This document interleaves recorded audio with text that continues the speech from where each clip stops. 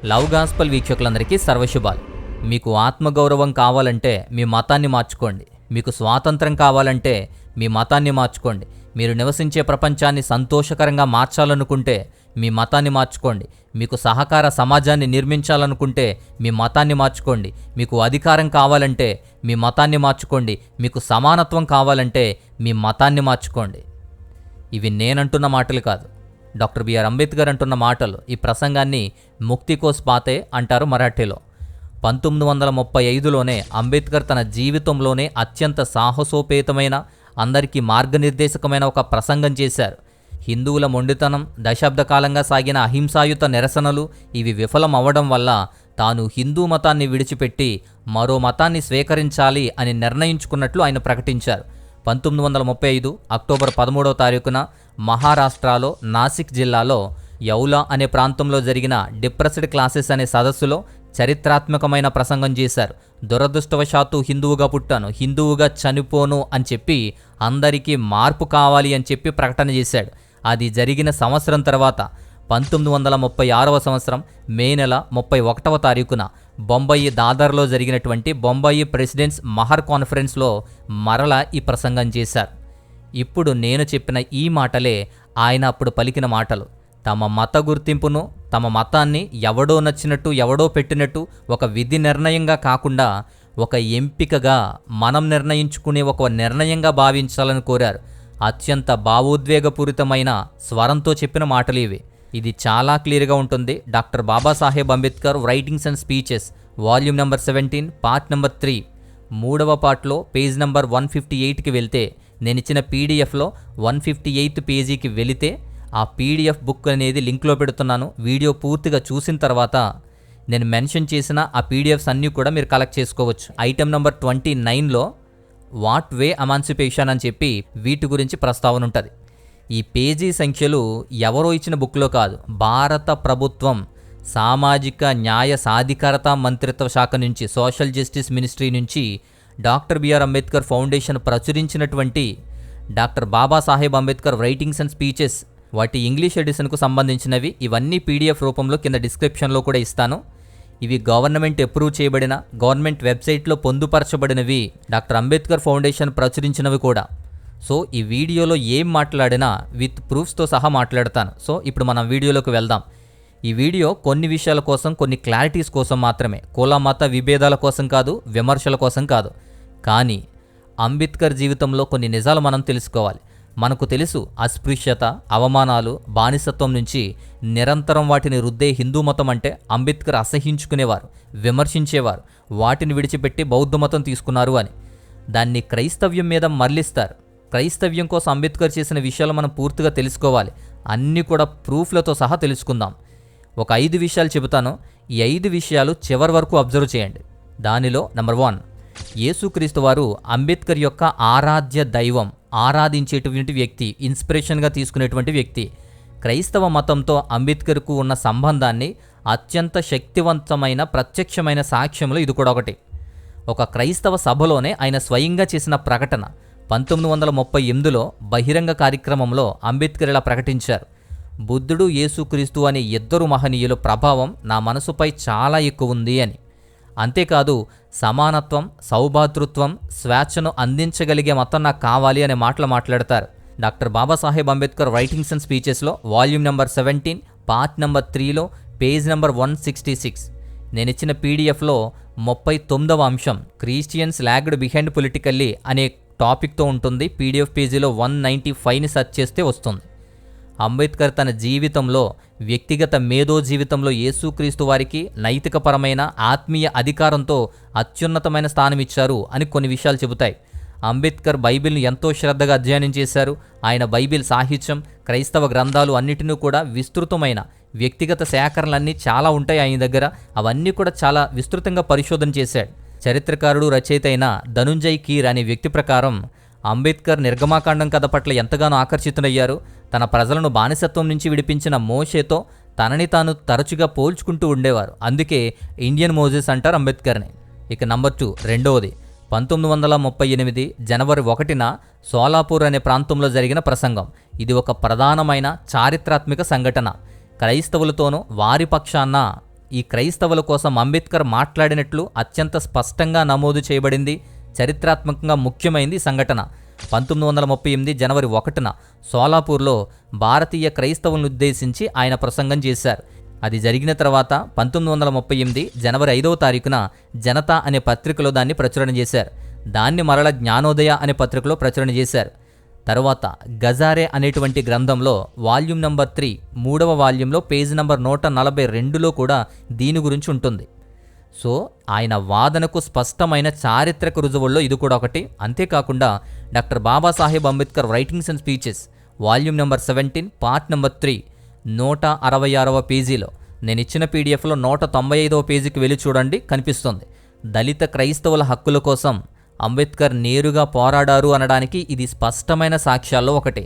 క్రైస్తవ మతంలోకి మారినప్పుడు ఇంకా అస్పృశ్యత అనుభవించడం, క్రైస్తవ మతంలోకి మారినప్పుడు స్కాలర్షిప్లు కోల్పోవడం, రిజర్వేషన్లు కోల్పోవడం, ఇలా నిర్దిష్టమైన చట్టపరమైన పరిపాలనాపరమైన అన్యాయాన్ని ఆయన ఎత్తి చూపారు. ఆయన దాని గురించి పోరాడారు. క్రైస్తవులకు మార్గనిర్దేశకం కూడా చేశారు. క్రైస్తవుల కోసం ఆయన ప్రయాస ప్రసంగంలో తెలుస్తుంది. ఇది ప్రత్యేకించి క్రైస్తవుల కోసమే ఏర్పాటు చేసిన మీటింగ్. అలా చాలా విషయాలు దీంట్లో మాట్లాడారు. ఇక నంబర్ 3 మూడవది క్రైస్తవుల కోసం క్రైస్తవుల గురించి అంబేద్కర్ యొక్క ప్రచురణ చేయని రచనలు కూడా ఉన్నాయి. Doctor Babasaheb Ambedkar writings and speeches నుంచి వాల్యూమ్ నంబర్ 5 వాల్యూమ్ నంబర్ 5లో 29వ చాప్టర్ చూడండి. Chapter number 29 Christianising the untouchables అనే టైటిల్తో ఉంటుంది. సో ఈ 29th చాప్టర్లో కూడా ఈ వాల్యూమ్ నంబర్ 5లో కూడా ఈ పీడిఎఫ్ని కూడా కింద నేను డిస్క్రిప్షన్లో ఇచ్చాను. ఆయన చాలా చోట్ల క్రైస్తవుల కోసం, క్రైస్తవ్యంలోనికి మారిన దళితుల కోసం చాలాసార్లు వ్రాసుకొచ్చారు. అనేక పుస్తకాల్లో సందర్భానుసారంగా ఉంటుంది. క్రైస్తవ మతం ఈ పేద వర్గాలను, అణగారిన వర్గాలను సహజంగా ఆకర్షిస్తుంది. ఎందుకు అంటే మానవుల మధ్య సమానత్వానికి దారితీసి సోదరభావాన్ని కలుగజేస్తుంది. అలా సోదరభావాన్ని బోధిస్తుంది బైబిల్. కాబట్టి క్రైస్తవ మతానికి ఆకర్షితులవుతున్నారు అంటారు. ఇది రూరల్ ఇండియా ఆన్లైన్ అనేటువంటి పారి అనే గవర్నమెంట్ వెబ్సైట్లో కూడా ఉంది. సైమన్ కమిషన్ సౌత్ ఇండియాకు వస్తున్నప్పుడు క్రైస్తవ వర్గాలు ఎవరైతే ఉన్నారో, అణగారిన వర్గాలు, నిరుపేద వర్గాలు క్రైస్తవులుగా మారి ఆ క్రైస్తవులు సమర్పించినటువంటి ఒక వినతి పత్రాన్ని గురించి కూడా అంబేద్కర్ ఉటంకించారు. 1928లో సైమన్ కమిషన్ భారతదేశాన్ని సందర్శించినప్పుడు దక్షిణ భారతదేశంలో నిరుపేద క్రైస్తవ వర్గాలు ఉన్నాయి, డిప్రెస్డ్ క్లాసెస్ ఆఫ్ క్రిస్టియన్స్. తమ సామాజిక రాజకీయ హక్కుల కోసం ఒక రిప్రజెంటేషన్ ఇచ్చారు, ఒక మెమరెండంలా ఇచ్చారు, ఒక వినతి పత్రాన్ని సమర్పించారు. ప్రధానంగా ఈ వర్గాలకు చెందిన ప్రజలు క్రైస్తవ మతంలోకి మారినప్పటికీ సమాజంలో వారు ఎదుర్కొంటున్న అంటరానితనం, వెనుకబాటుతనం మారలేదు. కాబట్టి దానిని ఈ కమిషన్ దృష్టికి తీసుకువెళ్లారు. హిందూ మతం నుంచి క్రైస్తవ మతంలోకి మారినప్పటికీ సామాజికంగా తాము ఇంకా అస్పృశ్యులుగానే పరిగణిస్తున్నారని, కాబట్టి తమకు కూడా నిరుపేద వర్గాలు అంటే డిస్ప్రెస్డ్ క్లాసెస్ హోదాను కలిగించాలని చెప్పి కోరారు.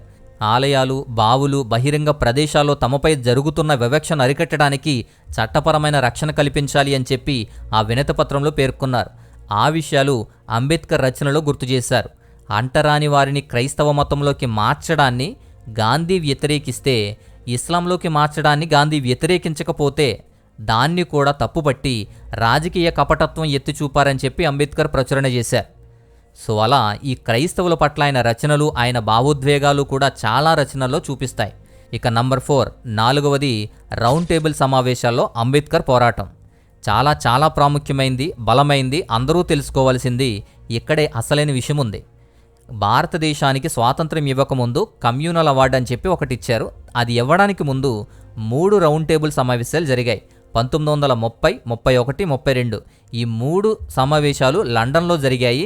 1930, 31, 32 ఈ కాలంలో లండన్లో జరిగిన రౌండ్ టేబుల్ సమావేశాలకు 3 రౌండ్ టేబుల్ సమావేశాలకు కూడా అంబేద్కర్ హాజరయ్యారు. 1930లో మొదటి రౌండ్ టేబుల్ సమావేశానికి స్వయం పాలన గల భారతదేశ భవిష్యత్ రాజ్యాంగంలో అణగారిన వారి రక్షణ కొరకు రాజకీయ పత్రం అని చెప్పి ఆయన కొన్ని పథకాన్ని ఆయన రచించి ఆ రౌండ్ టేబుల్ సమావేశానికి సమర్పించారు.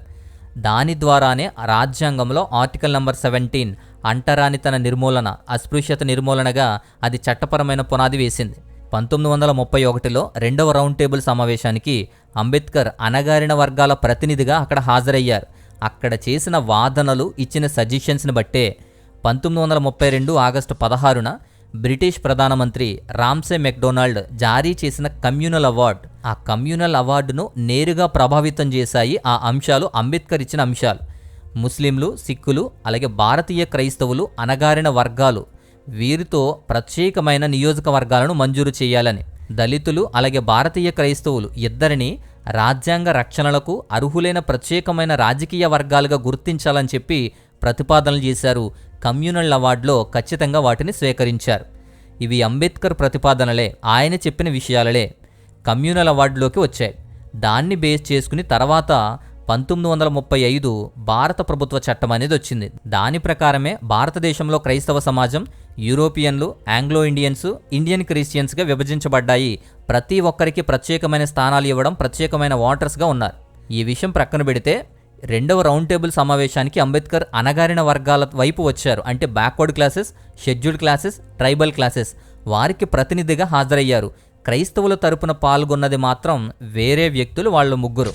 కేటీ పాల్ అని చెప్పి all India conference of Indian Christians చెప్పి అఖిల భారతీయ క్రైస్తవ సదస్సుకు అతను ప్రాతినిధ్యం వహించాడు.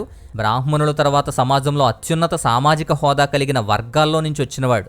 మహాత్మా గాంధీ అనుచరుడు కూడా. రెండో వ్యక్తి సురేంద్ర కుమార్ దత్తా, ఎస్కే దస్తా అంటారు, భారతీయ క్రైస్తవుల ప్రతినిధిగా హాజరయ్యారు. బెంగాలీ కాయస్థా సమాజానికి చెందిన వ్యక్తి, ఉన్నత వర్గం వ్యక్తే. తర్వాత ఏటీ పన్నీర్ సెల్వం, జస్టిస్ పార్టీకి చెందిన ఒక ప్రముఖ నాయకుడు, భారతీయ క్రైస్తవుల ప్రయోజనాలకు ప్రాతినిధ్యం వహించినవాడు. వీరు క్రైస్తవ ప్రతినిధులుగా హాజరయ్యారు. అలానే ఈ రెండవ రౌండ్ టేబుల్ సమావేశానికి వచ్చిన బ్రాహ్మణులు, హిందూ మహాసభ ప్రతినిధిగా పండిట్ మదన్ మోహన్ మాలవీయర్ గౌర్ అనే బ్రాహ్మణుడు, లిబరల్ ఫెడరేషన్కు ప్రాతినిధ్యం వహించిన శ్రీనివాస శాస్త్రి అనే బ్రాహ్మణుడు, బ్రిటిష్ ఇండియా ప్రభుత్వ ప్రతినిధిగా సిపి రామస్వామి అయ్యర్ అనే బ్రాహ్మణుడు, భారతీయ జాతీయ కాంగ్రెస్ తరపున మహాత్మా గాంధీకి కార్యదర్శిగా సలహాదారుడుగా పనిచేసిన పాత్రికేయుడు, రాజకీయవేత్త ఏ రంగస్వామి అయ్యంగర్, అలాగే ఎంఆర్ జయంకర్, తేజ్ బహదూర్ సఫ్రు, ఇలా బ్రాహ్మణులు హాజరయ్యారు. ఎందుకు వీరి గురించి ప్రస్తావన అంటే, ఈ రెండవ రౌండ్ టేబుల్ సమావేశంలో జరిగిన వాదనల వల్లే ఆయన క్రైస్తవుల విషయాలు పట్టించుకోవడం మానేశారు. ఎందుకంటే మైనారిటీల భద్రతను సాధించడానికి ఉద్దేశించిన ఈ వ్యూహాత్మకమైన కూటమిలో అంబేద్కర్ క్రైస్తవుల కోసమే పోరాటంలో ఉన్నాడు.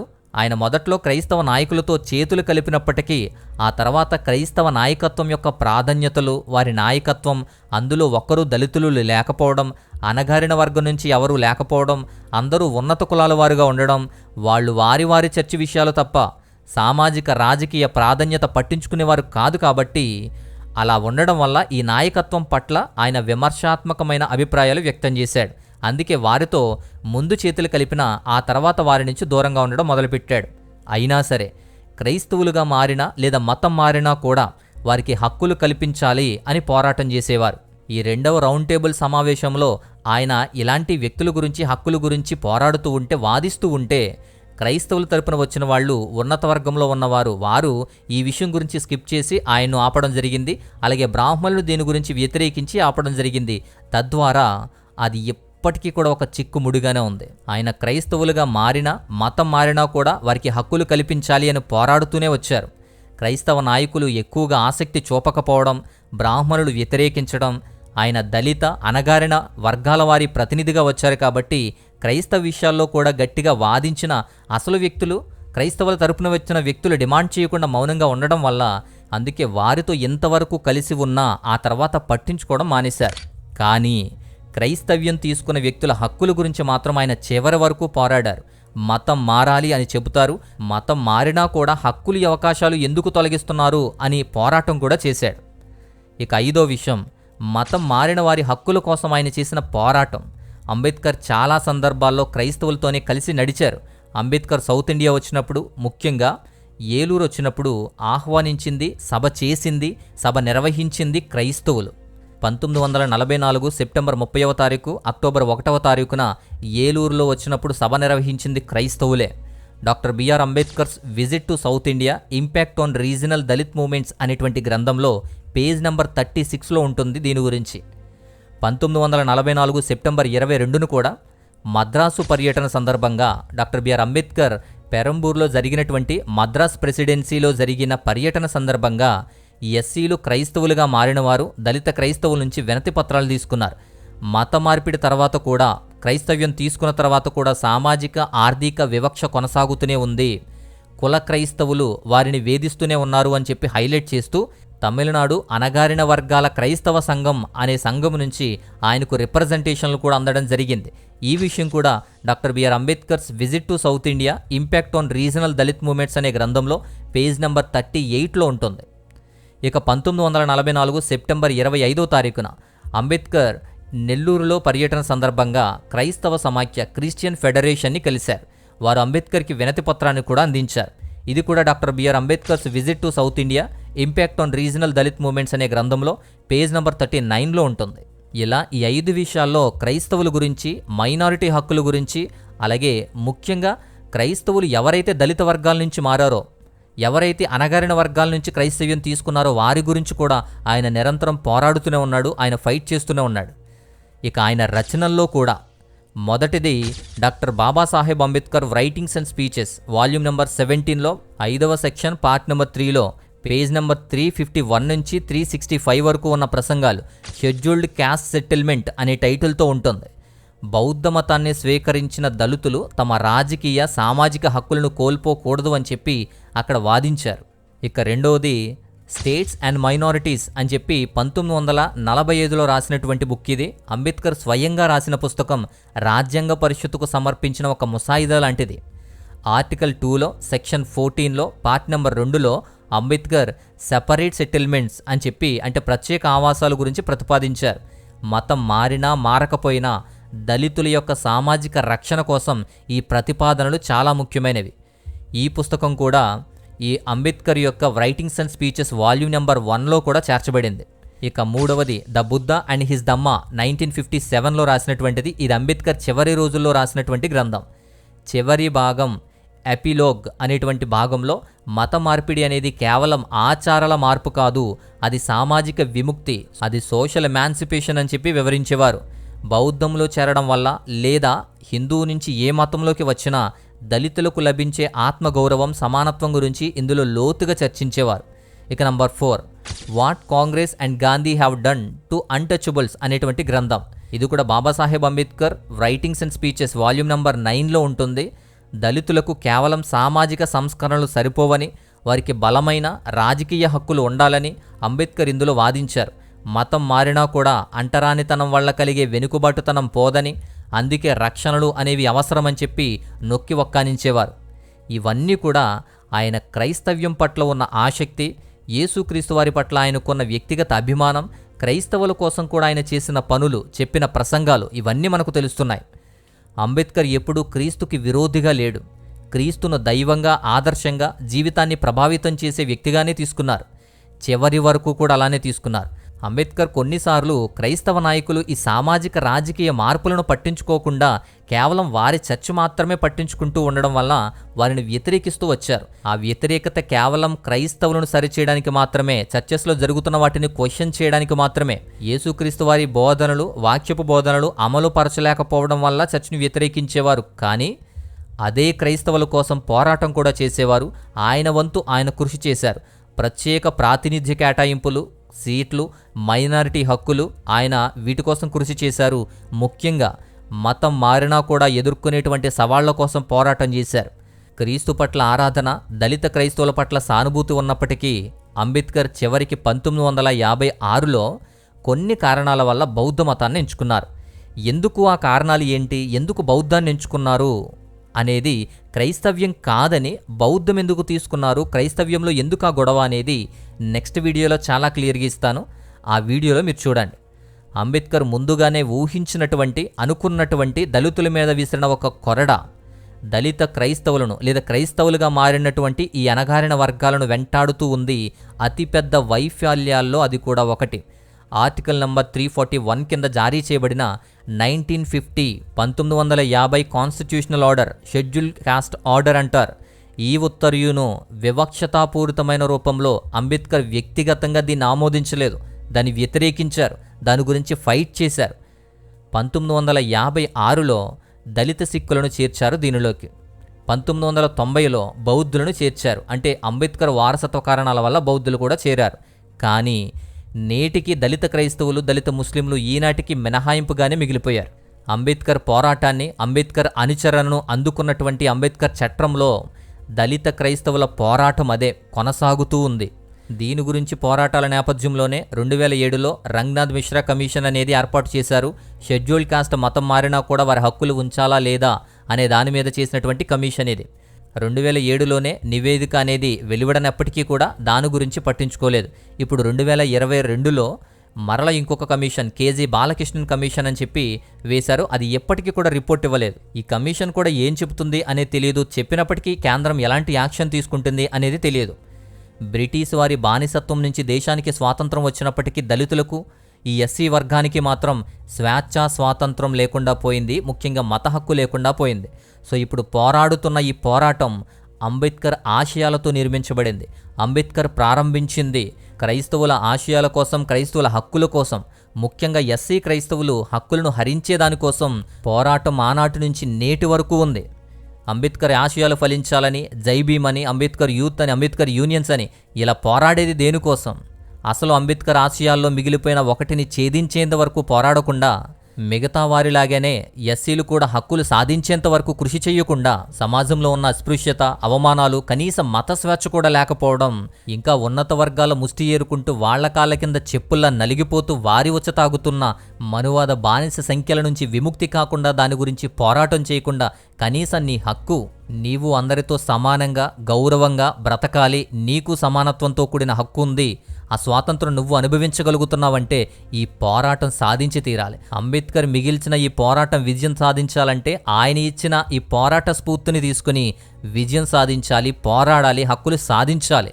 దళిత వర్గాలలోనే కులమత విభజనలు, మత సంక్షోభాలు, రాజకీయ పరిణామాలు, రాజకీయ విభజనలు ఇవన్నీ చేర్చుకుంటూ ఉంటే మీ సంక్షేమం గురించి ఎవరు వాడతారు?